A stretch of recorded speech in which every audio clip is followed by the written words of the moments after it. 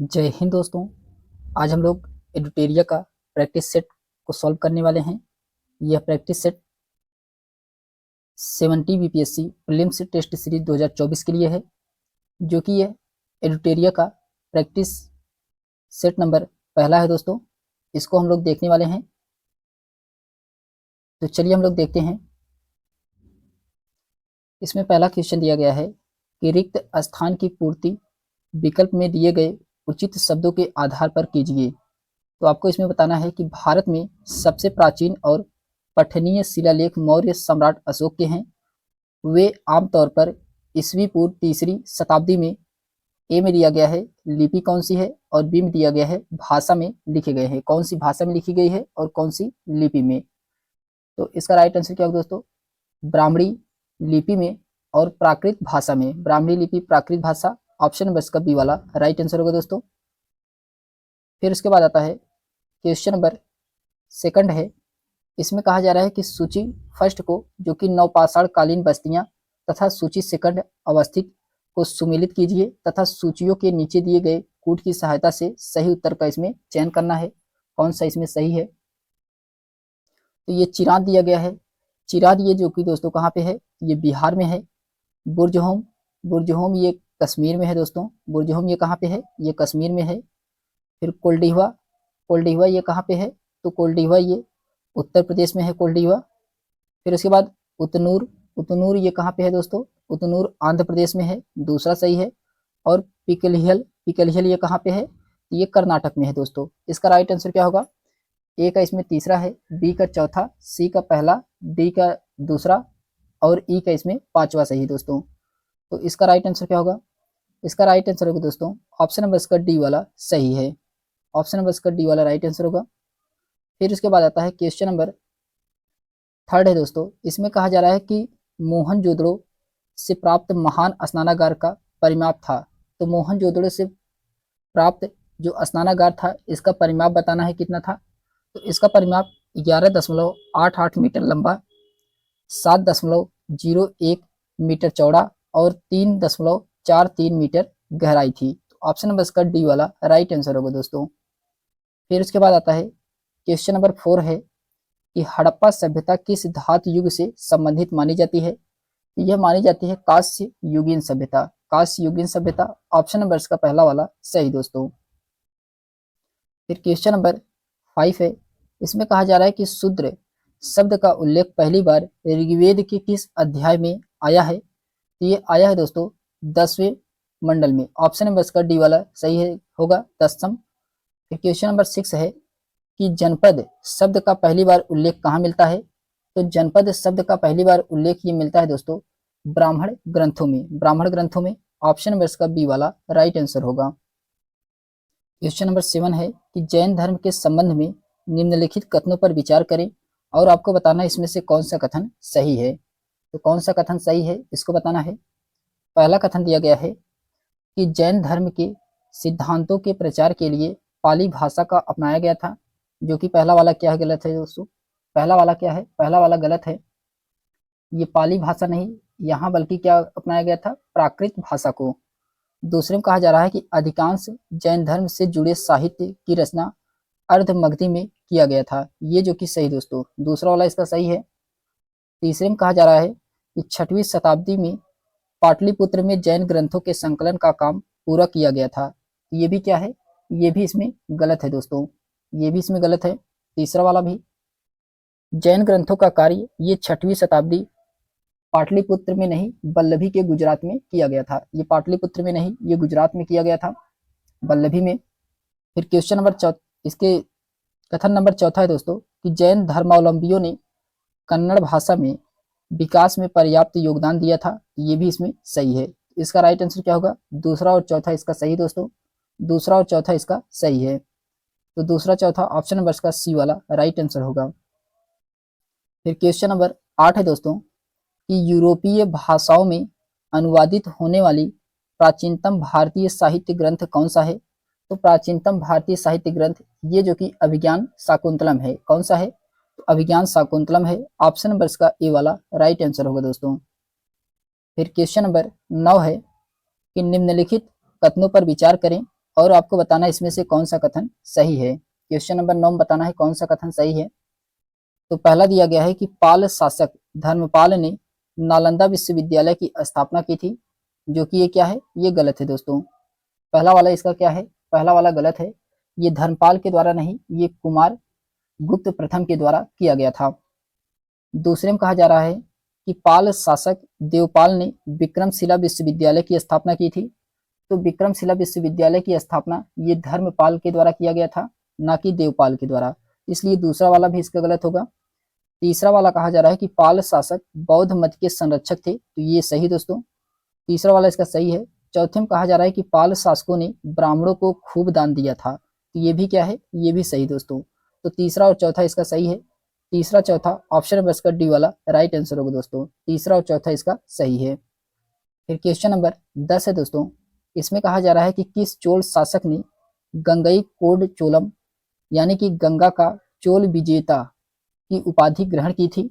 ये कौन से किए थे, किस शासक के द्वारा किया गया था, ये राजेंद्र प्रथम के द्वारा, राजेंद्र प्रथम ऑप्शन नंबर का बी वाला राइट आंसर होगा दोस्तों। क्वेश्चन नंबर 11 है कि दिल्ली सल्तनत के किस काल में मूल नाम उलूग खान का था। दिल्ली सल्तनत के किस शासक का नाम मूल नाम उलूग खान था, ये था दोस्तों बलबन का, बलबन का ऑप्शन नंबर का ए वाला राइट आंसर होगा, बलबन इसका सही आंसर है दोस्तों। फिर क्वेश्चन नंबर 12 है कि सूची फर्स्ट को सूची सेकंड से सुमेलित कराना है। इसमें कौन सा उत्तर सही है, इसको चयन करके आपको बताना है। तो दिया गया है दीवाने बंदगान, दीवाने बंदगान ये जो कि दास विभाग था दीवाने बंदगान। दीवाने इंसा, दीवाने इंसा क्या था, तो राजकीय पत्राचार था दीवाने इंसा, चौथा सही है। दीवाने अर्ज, दीवाने अर्ज क्या था, तो सैन्य विभाग था दीवाने अर्ज, पहला सही है। दीवाने रिसालत, दीवाने रिसालत क्या था, तो ये धार्मिक प्रबंधन था, तीसरा सही है इसका। तो इसका राइट आंसर क्या होगा, ए का दूसरा है, बी का चौथा, सी का पहला और डी का इसमें तीसरा सही है। तो इसका राइट आंसर क्या होगा दोस्तों, इसका राइट आंसर होगा ऑप्शन नंबर इसका पहला वाला सही दोस्तों। क्वेश्चन नंबर 13 है कि मुगल कालीन प्रशासनिक व्यवस्था के संबंध में निम्नलिखित कथनों पर विचार करें। आपको इसमें सत्य कथन का चयन करना है, कौन सा कथन सही है। तो पहला दिया गया है कि मीर बख्शी मुगल कालीन साम्राज्य की गुप्तचर और सूचना सेवाओं का प्रमुख होता था, जो कि पहला वाला क्या है, पहला वाला सही है। दूसरे में कहा जा रहा है कि मुगल काल में गुप्तचर अधिकारी को वाकिया नवीस कहा जाता था, तो वाकिया नवीस ये जो कि गलत है दोस्तों, ये सूचना अधिकारी को कहा जाता था वाकिया नवीस, तो दूसरा वाला गलत है। तीसरे में कहा जा रहा है कि मुगल काल में सूचना अधिकारी को बरीद कहा जाता था, तो बरीद ये जो कि होता था क्या, गुप्तचर अधिकारी बरीद होता था, तो ये भी इसमें गलत है। केवल इसमें पहला वाला सही दोस्तों, केवल इसमें पहला वाला सही है, ऑप्शन नंबर इसका ए वाला राइट आंसर होगा, केवल इसमें पहला वाला सही है। फिर क्वेश्चन नंबर 14 है दोस्तों। इसमें कहा जा रहा है कि सूची फर्स्ट को सूची सेकंड से सुमेलित कराना है। कौन सा सही सूची फर्स्ट और सूची सेकंड में दिया गया है। तो पहला दिया गया है इसमें, पहला दिया गया इसमें कि विजयनगर का पहला शासक कौन था जिसने बहमनियों से गोवा छीना था। ये कौन था दोस्तों, ये हरिहर बुक्का था, हरिहर बुक्का, सॉरी हरिहर द्वितीय, हरिहर द्वितीय ऑप्शन नंबर इसका थर्ड वाला सही है। इस शासक के दरबार में अष्टदिग्गज कवियों का आश्रय प्रदान किया गया था।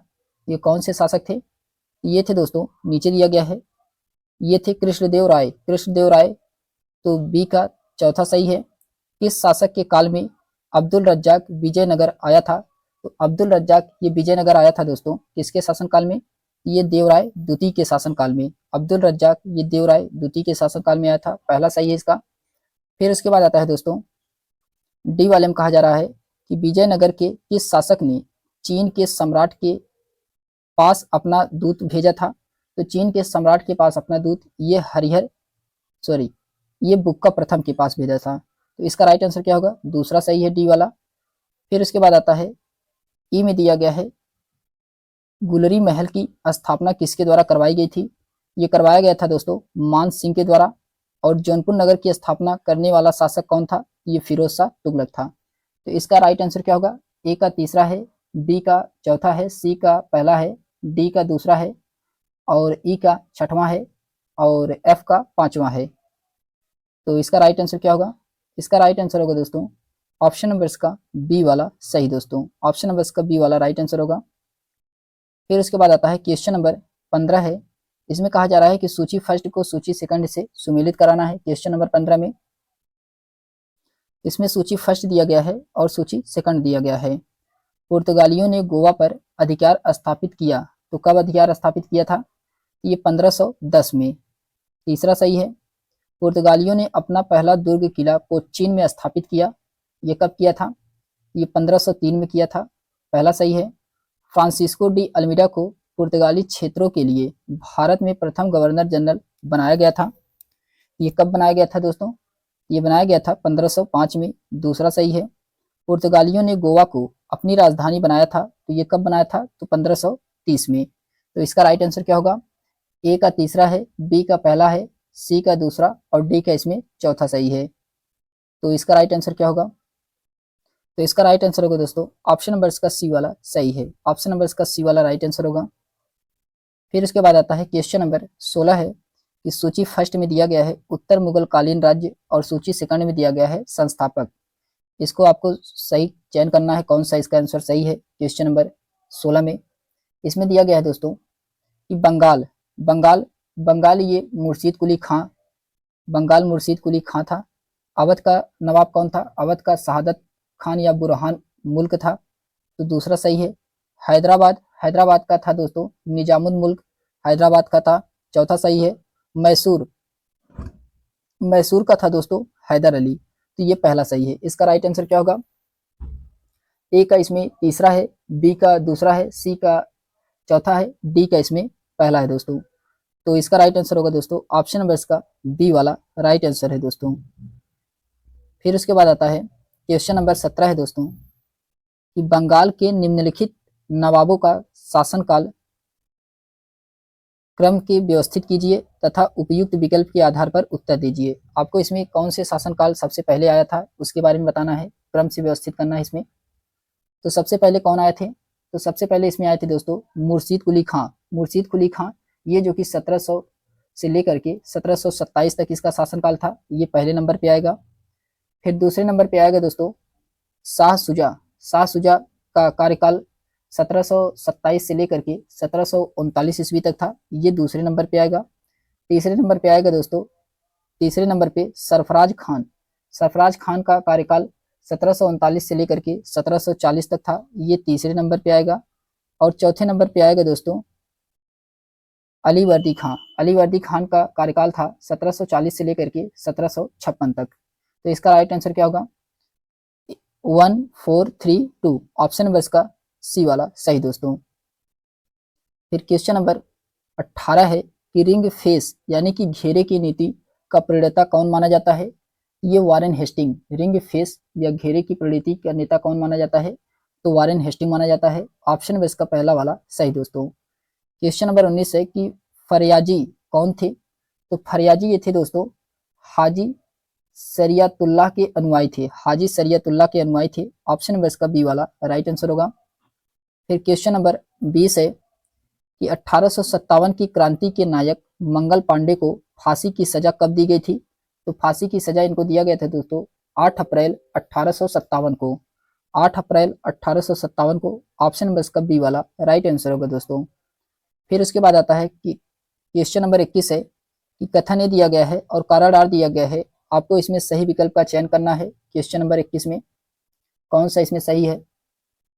तो कथन ए में कहा जा रहा है कि 19वीं शताब्दी के सामाजिक आर्थिक सुधार आंदोलनों के कारण भारत का आधुनिकीकरण हुआ था, जो कि सही है दोस्तों, पहला वाला सही है।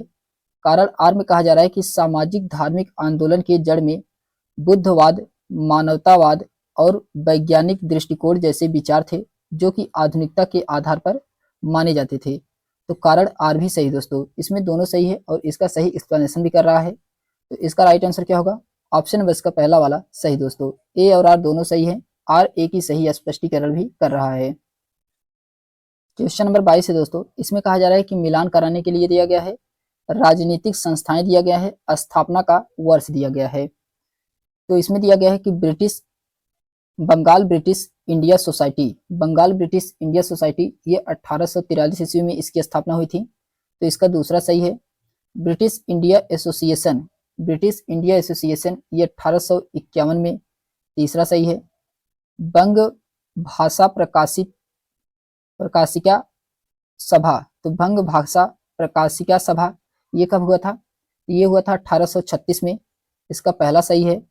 बॉम्बे एसोसिएशन, बॉम्बे एसोसिएशन ये हुआ था 1852 में, तो इसका चौथा सही है। तो इसका राइट आंसर क्या होगा दोस्तों? ए का इसमें दूसरा सही है, बी का तीसरा, सी का पहला और डी का इसमें चौथा सही है। तो इसका राइट आंसर क्या होगा दोस्तों? राइट आंसर होगा इसका ऑप्शन नंबर इसका बी वाला सही दोस्तों, ऑप्शन नंबर इसका बी वाला राइट आंसर होगा।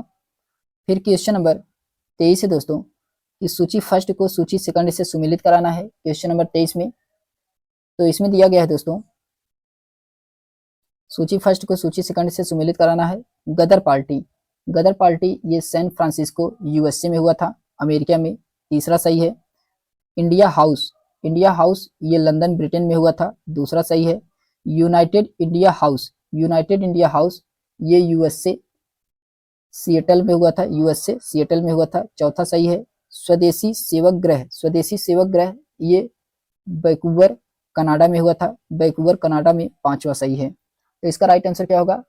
ए का तीसरा है, बी का दूसरा है, सी का इसमें चौथा है और डी का इसमें पांचवा है। तो इसका राइट आंसर क्या होगा दोस्तों? इसका राइट आंसर होगा ऑप्शन नंबर इसका बी वाला सही दोस्तों। फिर क्वेश्चन नंबर 24 है कि निम्नलिखित कथनों पर विचार करें और आपको इसमें सही कथन का चयन करना है, कौन सा कथन सही है क्वेश्चन नंबर 24 में।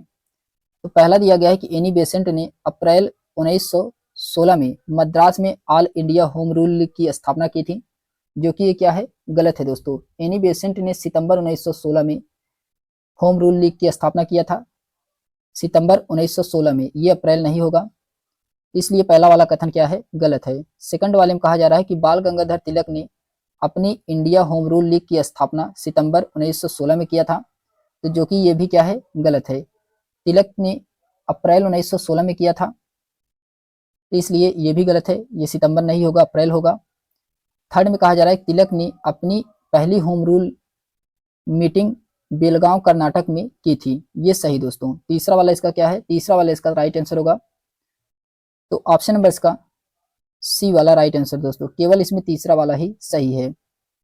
फिर क्वेश्चन नंबर 25 है कि कांग्रेस ने पूर्ण स्वराज का प्रस्ताव कब और कहां पारित किया था?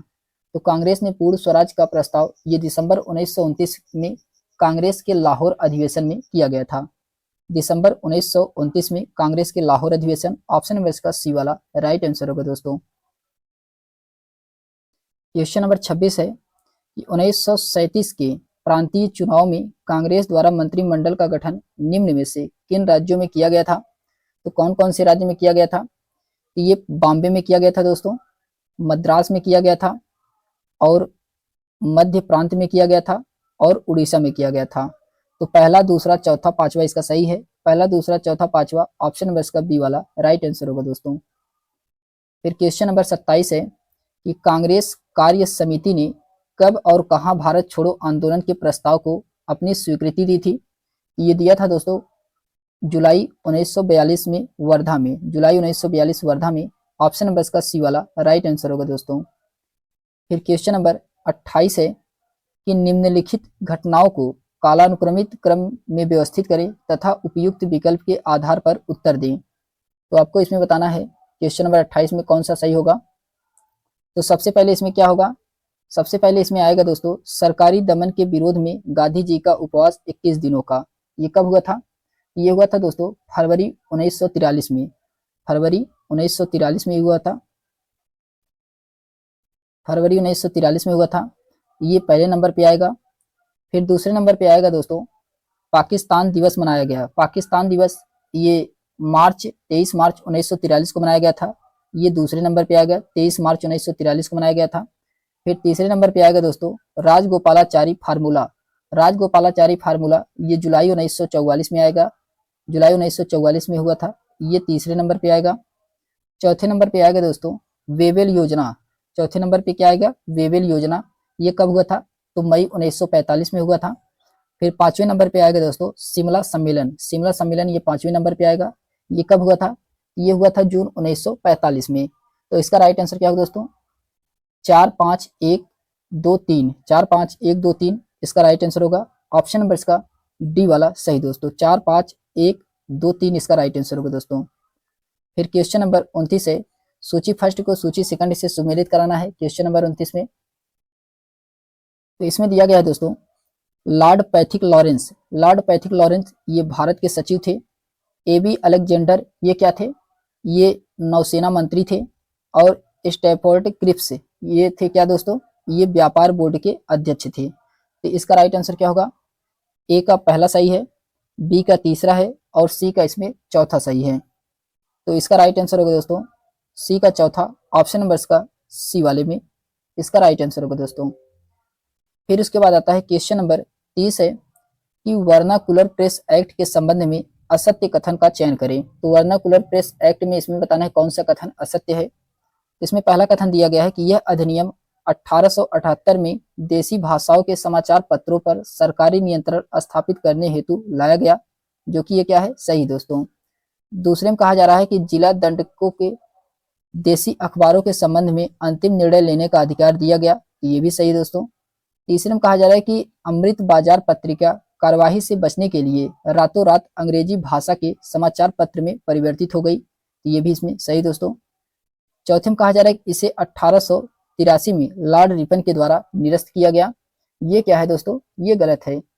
ये लॉर्ड रिपन के द्वारा इसे निरस्त किया गया, यही इसमें क्या है गलत है।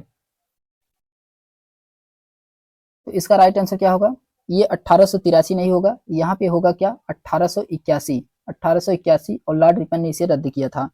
तो 1881 यहाँ पे होगा, 1883 इसका राइट आंसर नहीं है दोस्तों।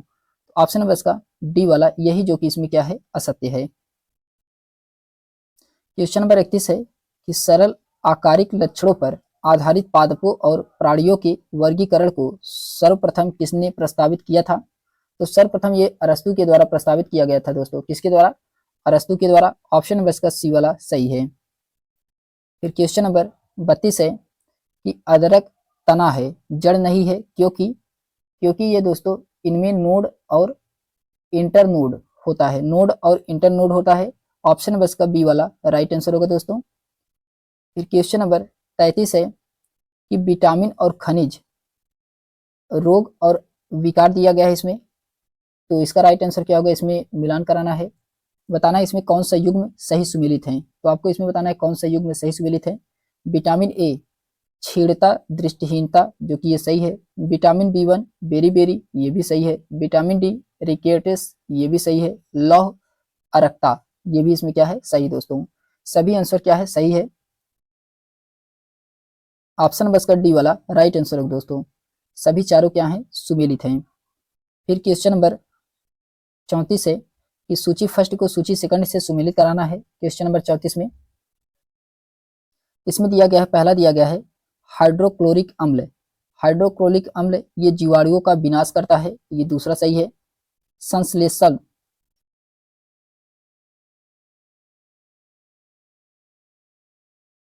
संश्लेषण ये क्या होता है, ये होता है दोस्तों आमाशय के आंतरिक स्तर को सुरक्षा देता है। जठर रस, जठर रस से क्या होता है, तो जठर रस से होता है दोस्तों प्रोटीन का विघटन होता है, पहला सही है। पित्त रस, पित्त रस का क्या होता है, तो वसा पाचन में उपयोगी, तो इसका तीसरा सही है। इसका राइट आंसर क्या होगा दोस्तों, ए का इसमें दूसरा सही है, बी का चौथा, सी का पहला और डी का इसमें तीसरा सही है दोस्तों।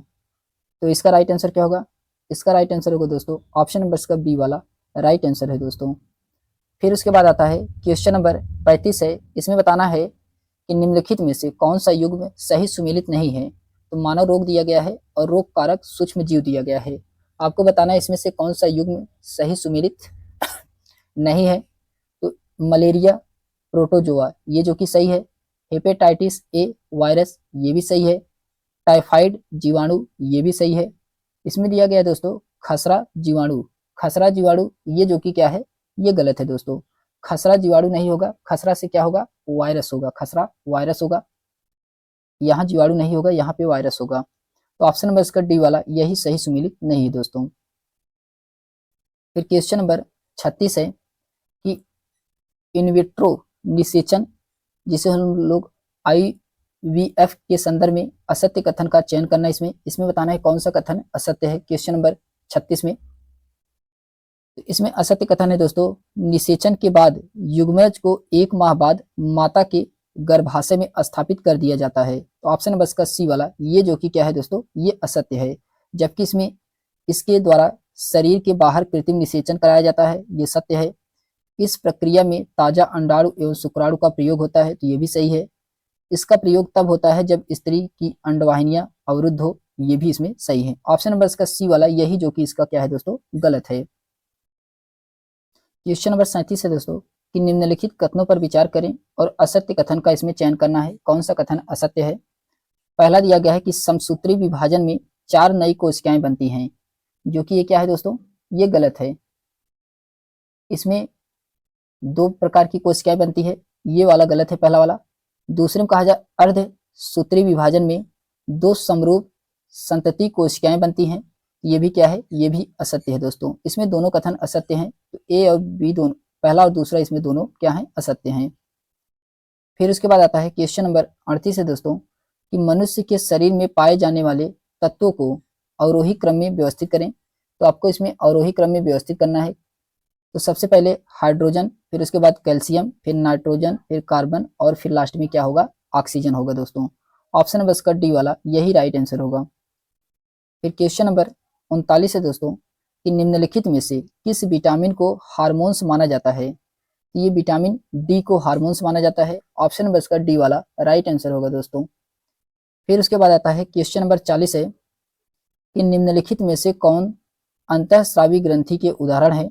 तो अंतःस्रावी ग्रंथि के उदाहरण इसमें से कौन सा है, तो पीयूष ग्रंथि, थायराइड ग्रंथि और एंड्रिनल ग्रंथि, ये तीनों जो कि क्या है, अंतःस्रावी ग्रंथि के उदाहरण हैं। तो इसका राइट आंसर क्या होगा, 1 2 4, 1 2 4, ऑप्शन नंबर इसका डी वाला सही दोस्तों। फिर उसके बाद आता है क्वेश्चन नंबर 41 में मिलान कराना दिया गया है। मिलान कराने के लिए भौतिक राशियां दी गई हैं और एसआई मात्रक दिया गया है। तो आपको इसमें मिलान कराना है। बल आघूर्ण, बल आघूर्ण ये जो कि न्यूटन मीटर होता है। यंग गुणांक, यंग गुणांक क्या होता है, न्यूटन प्रति मीटर स्क्वायर होता है। पृष्ठ तनाव, पृष्ठ तनाव क्या होता है दोस्तों, न्यूटन प्रति मीटर होता है, न्यूटन प्रति मीटर होता है, चौथा सही है। धारा घनत्व, धारा घनत्व एम्पियर प्रति मीटर स्क्वायर होता है, तीसरा सही है। तो इसका राइट आंसर क्या होगा, ए का दूसरा है, बी का पहला है, सी का चौथा और डी का इसमें तीसरा सही है दोस्तों। तो इसका राइट आंसर क्या होगा दोस्तों, इसका राइट आंसर होगा ऑप्शन नंबर इसका सी वाला सही है। फिर उसके बाद आता है क्वेश्चन नंबर 42 है कि लोहे की कील पारे पर क्यों तैरती है जबकि वह पानी में डूब जाती है। तो इसका कारण क्या होता है कि लोहे की अपेक्षा घनत्व पानी से अधिक तथा पारे से कम होता है। ऑप्शन नंबर इसका बी वाला यही राइट आंसर होगा दोस्तों। क्वेश्चन नंबर 43 है कि सूची फर्स्ट को सूची सेकंड से सुमेलित कराना है। क्वेश्चन नंबर 43 में ऊर्जा का रूपांतरण दिया गया है और युक्ति प्रक्रम दिया गया है। इसमें बताना है दोस्तों कौन सा इसमें सूची फर्स्ट और सूची सेकंड से सुमेलित कराना है। प्रकाशीय ऊर्जा से वैद्युत ऊर्जा, ये क्या होता है, ये होता है दोस्तों सोलर सेल, सोलर सेल, तो इसका चौथा सही है। वैद्युत से ध्वनि, वैद्युत से ध्वनि ये लाउड स्पीकर होता है दोस्तों, तीसरा सही है। द्रव्यमान से उष्मा, द्रव्यमान से उष्मा ये जो कि क्या होता है दोस्तों, नाभिकीय रिएक्टर होता है, तो इसका दूसरा सही है। रासायनिक से उष्मा एवं प्रकाश ये क्या होता है, ईंधन दहन होता है, ईंधन दहन होता है, पांचवा सही है। तो इसका राइट आंसर क्या होगा दोस्तों, इसका राइट आंसर होगा ए का चौथा है, बी का तीसरा, सी का दूसरा और डी का इसमें पांचवा सही है दोस्तों। तो ऑप्शन नंबर इसका बी वाला राइट आंसर होगा दोस्तों। फिर उसके बाद आता है क्वेश्चन नंबर 44 है कि 2 समांतर प्रतिरोध वाले सर्किट का कुल प्रतिरोध 1.403 किलो ओम है। यदि एक प्रतिरोध का मान 3.0 किलो ओम है तो दूसरे प्रतिरोध का मान क्या होगा। तो दूसरे प्रतिरोध का मान इसमें बताना है दोस्तों क्या होता है, तो दूसरे प्रतिरोध का मान होगा दोस्तों 2.632 किलो ओम। तो इसका राइट आंसर क्या होगा, ऑप्शन नंबर इसका बी वाला सही दोस्तों। फिर उसके बाद आता है क्वेश्चन नंबर 45 है। इसमें कहा जा रहा है कथन ए दिया गया है और कारण आर दिया गया है। आपको इसमें विचार करके सही उत्तर का चयन करना है, कौन सा इसमें सही उत्तर है। तो इसमें पहला दिया गया है, कथन ए में दिया गया है कि दीर्घ दृष्टि दोष में पास रखी वस्तुओं से आने वाली प्रकाश किरणें दृष्टि पटल यानी कि रेटिना के पीछे फोकस करती है। ये क्या है दोस्तों, ये सही है। पहला वाला कथन इसका क्या है, सही है। कारण आर में कहा जा रहा है कि इस दोष को उपयुक्त क्षमता के अभिसारी लेंस या उत्तल लेंस का उपयोग करके संशोधित किया जा सकता है। तो ये भी इसमें सही है। इसमें दोनों सही है दोस्तों, लेकिन इसका एक्सप्लेनेशन नहीं कर रहा है। तो ऑप्शन नंबर इसका बी वाला राइट आंसर होगा दोस्तों। फिर उसके बाद आता है क्वेश्चन नंबर 46 है कि दिए गए पदार्थ की किसी एक लंबाई तथा एक मोटाई के तार का प्रतिरोध 4 ओम है। इस पदार्थ के किसी अन्य तार का प्रतिरोध क्या होगा जिसकी लंबाई 1/2 तथा मोटाई 2a है। तो इसका क्या होगा, तो इसका 1 ओम होगा दोस्तों। ऑप्शन नंबर इसका डी वाला राइट आंसर होगा। क्वेश्चन नंबर 46 का राइट आंसर क्या होगा, ऑप्शन नंबर इसका डी वाला सही दोस्तों। फिर क्वेश्चन नंबर 47 है कि निम्न युग्मों में गलत मिलान का चयन करें। तो आपको इसमें गलत मिलान का इसमें चयन करना है, कौन सा गलत मिलान है। तो इसमें दिया गया है सूची फर्स्ट और सूची सेकंड दिया गया है, यंत्र दिया गया है, मापन उपयोग दिया गया है। ओडोमीटर, ओडोमीटर से क्या होता है, तो ओडोमीटर से वाहन द्वारा तय की गई दूरी को मापा जाता है, जो कि ये सही है। क्रायोमीटर, क्रायोमीटर में इसमें दिया गया है कि रॉकेट इंजन की क्षमता, ये जो कि क्या है दोस्तों, गलत है। ये रॉकेट क्षमता नहीं होगा, यहाँ पे होना चाहिए निम्न ताप। क्रायोमीटर से क्या होता है, निम्न ताप का माप किया जाता है, जो कि ये क्या है, यही इसमें गलत युग्म है दोस्तों। ऑप्शन नंबर इसका बी वाला यही इसका राइट आंसर होगा। जबकि वैचुरीमीटर से द्रव के प्रवाह की दर को मापा जाता है, फोनोमीटर से ध्वनि की तीव्रता मापी जाती है। ये डी और सी इसका सही है, बी वाला यही जो कि इसका गलत युग्म है दोस्तों।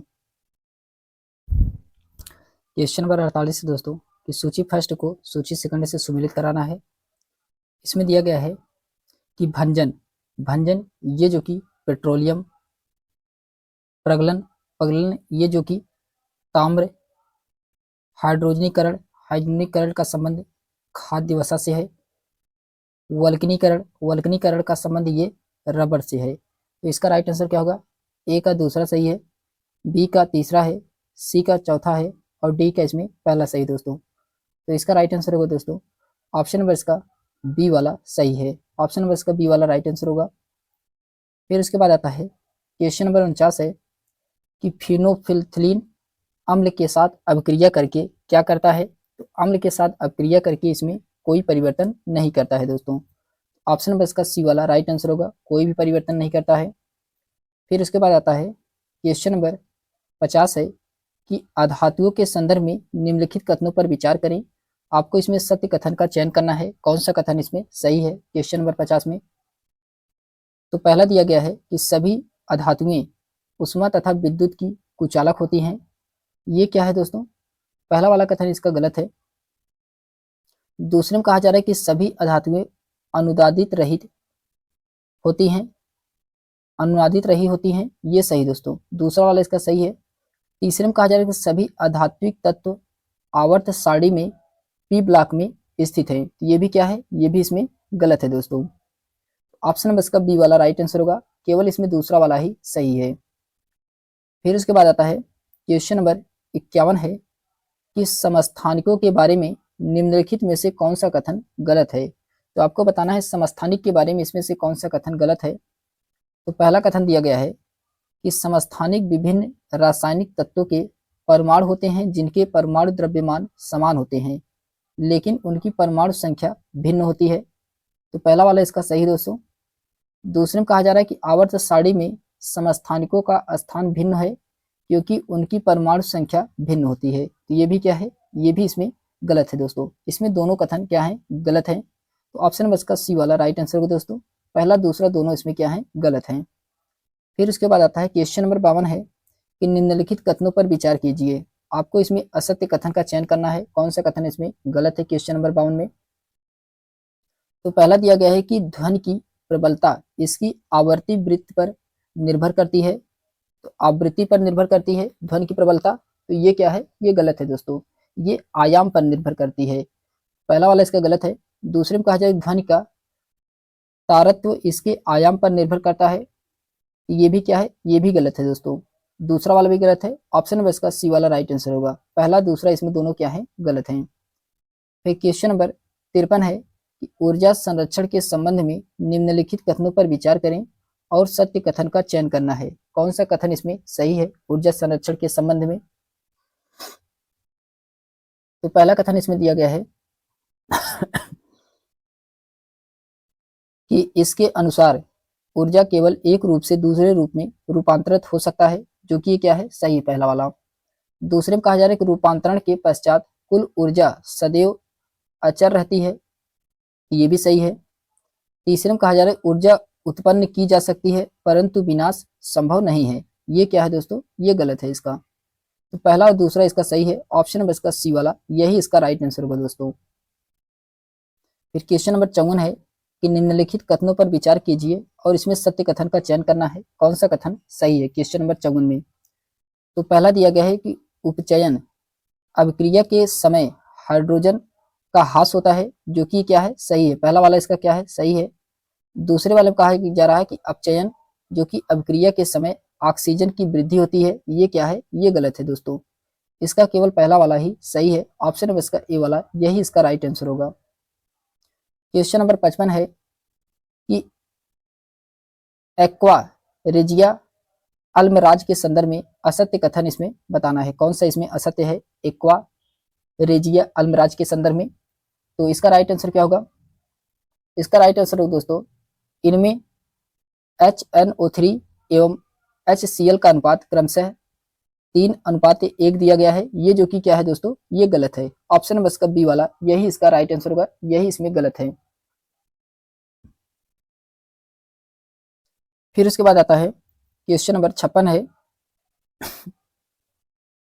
क्वेश्चन नंबर 56 कहा जा रहा है कि निम्नलिखित कथनों पर विचार करें और इसमें दिया गया है कि कौन सा कथन इसमें सही है। क्वेश्चन नंबर 56 में तो इसमें दिया गया है दोस्तों,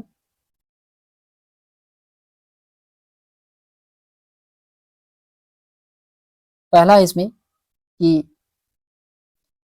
इविक्ट्रोलियर गिनी ने मारबर्ग वायरस रोग के अपने पहले प्रकोप की पुष्टि की है, ये क्या है दोस्तों, पहला वाला इसका सही है। दूसरे में कहा जा रहा है कि वर्तमान में अल्जाइमर रोग का कोई ज्ञात इलाज नहीं है, ये भी सही है। तीसरे में कहा जा रहा है कि मार्बर्ग वायरस फिलोवायरस परिवार इबोला सहित एक हिस्सा है जिसे पहली बार 1961 में पहचाना गया था, ये क्या है दोस्तों, इसका तीसरा वाला इसका गलत है। चौथे में कहा जा रहा है कि N3H3N2 वायरस की पहचान सबसे पहले सुअरों में की गई थी, ये भी क्या है, सही है। इसमें राइट आंसर क्या होगा दोस्तों? इसका राइट आंसर होगा दोस्तों, केवल एक कथन क्या है, गलत है। ऑप्शन नंबर इसका सी वाला यही इसका राइट आंसर होगा दोस्तों। फिर उसके बाद आता है क्वेश्चन नंबर 57 है क्रिप्स सी। पहले में इसमें दिया गया है, अच्छा इसमें कहा जा रहा है कि क्रिप्सर Cas9 के संबंध में निम्नलिखित कथनों पर विचार कीजिए। आपको इसमें सत्य कथन का चयन करना है। कौन सा कथन इसमें सत्य है? यह जीन संपादन तकनीकी है, ये क्या है, सही दोस्तों। पहला वाला इसका सही है। क्रिप्सर एक एंजाइम है, ये क्या है, ये गलत है। फिर उसके बाद आता है दोस्तों तीसरा है कि Cas9 एक RNA अणु है, तो ये भी क्या है, ये भी गलत है। चौथा है कि डीएनए को काटने का कार्य Cas9 करता है, ये सही दोस्तों। तो पहला और चौथा इसका राइट आंसर होगा। ऑप्शन इसमें केवल दो सही है, केवल दो सही है। ऑप्शन नंबर इसका बी वाला राइट आंसर होगा दोस्तों। फिर उसके बाद आता है क्वेश्चन नंबर 58 है 3 पेरेंट बेबी के संबंध में निम्नलिखित कथनों में से विचार करें और इसमें सत्य कथन का चयन करना है। कौन सा कथन सही है? तो इसमें पहला कथन दिया गया है कि यह शिशु को माइक्रोकांड्रियल रोग से बचाने की एक तकनीकी है, जो कि क्या है, सही है दोस्तों। पहला वाला सही है। दूसरे में कहा जा रहा है जो महिला अंडे की कोशिका दान करती हैं जैविक माता कहलाती हैं, ये क्या है, ये गलत है दोस्तों। ये क्या है, गलत है। इसमें केवल पहला वाला ही सही है। ऑप्शन नंबर इसका ए वाला राइट आंसर होगा। फिर क्वेश्चन नंबर 59 है दोस्तों कि आरएनए हस्तक्षेप प्रौद्योगिकी के संबंध में निम्नलिखित कथनों पर विचार कीजिए और असत्य कथन का इसमें चयन करना है। कौन सा कथन इसमें असत्य है? तो पहला दिया गया है, इसका उपयोग जीव के जीन की अभिव्यक्ति को कम या बंद करने के लिए उपयोग किया जाता है, जो कि क्या है, ये सही है दोस्तों, पहला वाला इसका सही है। दूसरे में कहा जा रहा है यह लक्षित कोशिकाओं में क्षार संश्लेषण रोकता है, ये क्या है, गलत है इसका, दूसरा वाला गलत है। ऑप्शन नंबर इसका बी वाला यही इसका राइट आंसर होगा दोस्तों। क्वेश्चन नंबर 60 है कि वेब 3.0 के संबंध में निम्नलिखित कथनों पर विचार कीजिए और सत्य कथन का इसमें चयन करना है। तो पहला दिया गया कि यह वेब 2.0 की तुलना में अधिक केंद्रीकृत है, ये क्या है, ये गलत है दोस्तों, ये क्या है, ये गलत है, ये केंद्रीकृत नहीं होगा, यहाँ पे विकेंद्री होगा, विकेंद्रीकृत होगा। तो पहला वाला क्या है, इसमें गलत है। दूसरा वाला कहा जा रहा है कि वेब 3.0 में ब्लॉकचेन तकनीकी का उपयोग किया जाता है, ये सही दोस्तों, दूसरा वाला इसका सही है। ऑप्शन नंबर इसका बी वाला यही इसका राइट आंसर होगा। फिर क्वेश्चन नंबर 61 है दोस्तों कि निम्न कथनों पर विचार करें और सत्य कथन का इसमें चयन करना है, कौन सा कथन इसमें सही है। क्वेश्चन नंबर 61 में तो पहला दिया गया है कि कर्क रेखा भारत के 7 राज्यों से गुजरती है, जिसमें से छत्तीसगढ़ राज्य भी शामिल है, ये क्या है दोस्तों, ये गलत है। कर्क रेखा भारत के 8 राज्यों से गुजरती है, गुजरात, राजस्थान, मध्य प्रदेश, छत्तीसगढ़, झारखंड, पश्चिम बंगाल, त्रिपुरा एवं मिजोरम। फिर उसके बाद आता है, दूसरे में कहा जा रहा है कि मिनिकॉय व मालदीव के मध्य 9 डिग्री चैनल तथा मिनिकॉय व लक्षद्वीप के मध्य 8 डिग्री चैनल स्थित है, ये भी क्या है, ये भी इसमें गलत है दोस्तों। तीसरे में कहा जा रहा है कि भारत का दक्षिणतम बिंदु 6:45 उत्तरी अक्षांश पर स्थित है, ये क्या है, ये सही दोस्तों, तीसरा वाला इसका राइट आंसर होगा। तो ऑप्शन नंबर इसका ए वाला सही है, केवल इसमें तीसरा वाला सही दोस्तों। फिर क्वेश्चन नंबर 62 है कि जोजिला दर्रा किस पर्वत या श्रेणी में स्थित है। तो जोजिला दर्रा ये जास्कर में स्थित है, कहाँ पे है, जास्कर में है, ऑप्शन नंबर इसका पहला वाला सही दोस्तों।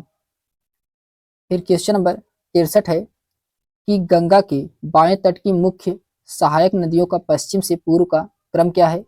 तो पश्चिम से पूर्व का क्रम है दोस्तों, सबसे पहले रामगंगा आएंगी, फिर उसके बाद गोमती, फिर गंडक, फिर बागमती, ऑप्शन नंबर इसका बी वाला यही इसका राइट आंसर होगा दोस्तों। फिर उसके बाद आता है क्वेश्चन नंबर 64 है कि मानसून पूर्व वर्षा का स्थानीय नाम और राज्य दिया गया है, आपको उपरोक्त में से कितने युग में सही सुमेलित है, इसको बताना है, कितने युग में इसमें से सही सुमेलित है। तो इसमें दिया गया है, दोस्तों कि चाय वर्षा ये जो कि असम में है, सही है। चेरी ब्लाजम ये कर्नाटक में है, ये भी सही है। नार्वेस्टर उड़ीसा में है, ये भी सही है। काल बैसाखी ये दोस्तों बंगाल में होगा, ना कि पंजाब में, ये गलत है इसमें 3 कथन क्या है, सही है, तो 3 युग में इसमें सही है, तो ऑप्शन नंबर इसका सी वाला राइट आंसर होगा दोस्तों। फिर उसके बाद आता है क्वेश्चन नंबर 65 है कि निम्न प्रकार के गुण किस प्रकार के लौह अयस्क के हैं। तो इसमें बताना है किस प्रकार के लौह अयस्क के रूप में है, क्वेश्चन नंबर 65 में। तो लिम्पोनाइट इसका राइट आंसर होगा दोस्तों। इसे अवसादी सेल से प्राप्त किया जाता है, ये सही है। लिम्पोनाइट को यह पीले रंग का होता है, ये भी सही है।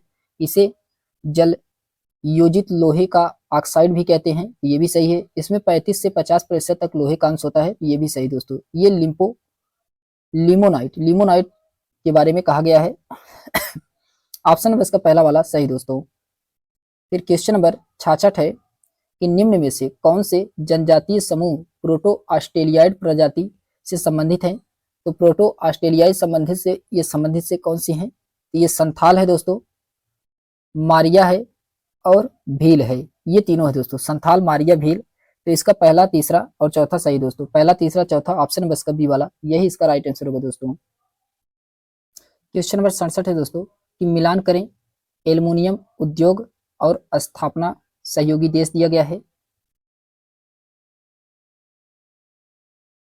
तो नाल्को का संबंध सोवियत संघ से होगा, बाल्को का संबंध ये होगा दोस्तों, नाल्को का संबंध कहां से होगा। तो नाल्को का संबंध ये होगा दोस्तों फ्रांस से, बाल्को का संबंध होगा सोवियत संघ से, और इंडाल्को का संबंध होगा दोस्तों, इंडाल्को का संबंध होगा ये कनाडा से, और वेदांता का संबंध होगा दोस्तों जर्मनी से। तो इसका राइट आंसर क्या होगा, ए का पहला है, बी का तीसरा, सी का दूसरा और डी का चौथा इसमें सही दोस्तों। तो इसका राइट आंसर क्या होगा? राइट आंसर होगा दोस्तों ऑप्शन नंबर इसका सी वाला सही है। फिर क्वेश्चन नंबर 68 है दोस्तों कि किरीट यानी कि कोरोना का संबंध निम्न में से कथनों पर विचार करें और इसमें सत्य कथन का चयन करना है।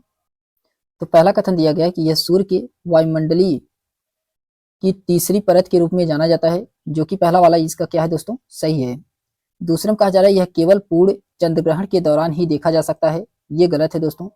तीसरे में कहा जा रहा है यह क्षेत्र अत्यधिक पराबैंगनी और एक्स रे उत्सर्जन का एक शक्तिशाली स्रोत है, ये भी क्या है? ये भी सही दोस्तों। इसमें पहला और तीसरा सही है, ऑप्शन नंबर इसका बी वाला राइट आंसर होगा दोस्तों। फिर उसके बाद आता है क्वेश्चन नंबर 69 में कहा जा रहा है कि सूची फर्स्ट को सूची सेकंड से सुमेलित कराना है। इसमें दिया गया है क्वेश्चन नंबर 69 में कि ओरंटो जल संधि ये संबंधित है दोस्तों एड्रियाटिक सागर एवं आयोनियन सागर से, तो चौथा सही है। टारस जल संधि ये संबंधित है आराफुरा सागर और पपुआ की खाड़ी से, तो तीसरा सही है। बास्पोरस जल संधि, बास्पोरस जल संधि ये संबंधित है दोस्तों काला सागर एवं मरमरा सागर से। डोवर जल संधि, डोवर जल संधि ये संबंधित है दोस्तों इंग्लिश चैनल एवं उत्तरी सागर से, तो इसका राइट आंसर क्या होगा? ए का इसमें चौथा सही है, बी का तीसरा, सी का दूसरा और डी का इसमें पहला सही है दोस्तों। तो इसका राइट आंसर होगा दोस्तों ऑप्शन नंबर का सी वाला सही है। फिर क्वेश्चन नंबर 70 है कि निम्नलिखित युग्मों पर विचार करें तथा गलत युग्म का चयन करना है। इसमें कौन सा गलत युग्म है? क्वेश्चन नंबर 70 में 17वीं समांतर रेखा ये वियतनाम तथा चीन दिया गया है, ये क्या है दोस्तों? ये गलत है, ये वियतनाम और दक्षिण वियतनाम होगा, उत्तरी वियतनाम और दक्षिण वियतनाम होगा, इसलिए ये पहला वाला इसका यही इसका गलत युग्म है दोस्तों। ऑप्शन नंबर इसका ए वाला यही राइट आंसर होगा। जबकि 141 अंश पश्चिमी देशांतर रेखा ये अलास्का यूएसए तथा कनाडा से संबंधित है। मनरहीम रेखा ये सोवियत रूस और फिनलैंड से है। हिंडनबर्ग रेखा ये जर्मनी और पोलैंड से है। फिर क्वेश्चन नंबर 71 है दोस्तों कि निम्नलिखित युग्मों पर विचार करें तथा गलत युग्म का इसमें चयन करना है। घास के मैदान दिया गया है और अवस्थिति दिया गया है, आपको इसमें बताना है कौन सा गलत युग्म है। तो ये दिया गया है दोस्तों कैडबरी उरुग्वे, ये क्या है? ये गलत है दोस्तों, कैडबरी उरुग्वे इसका यही इसमें गलत है दोस्तों। कैडबरी ये उरुग्वे नहीं होगा, यहाँ पे न्यूजीलैंड होगा दोस्तों। जबकि पूछताछ ये हंगरी सही है, डाउन्स ऑस्ट्रेलिया ये भी सही है, कंपोज ब्राजील ये भी सही है दोस्तों। ये कैडबरी ये क्या होगा? ये न्यूजीलैंड होगा।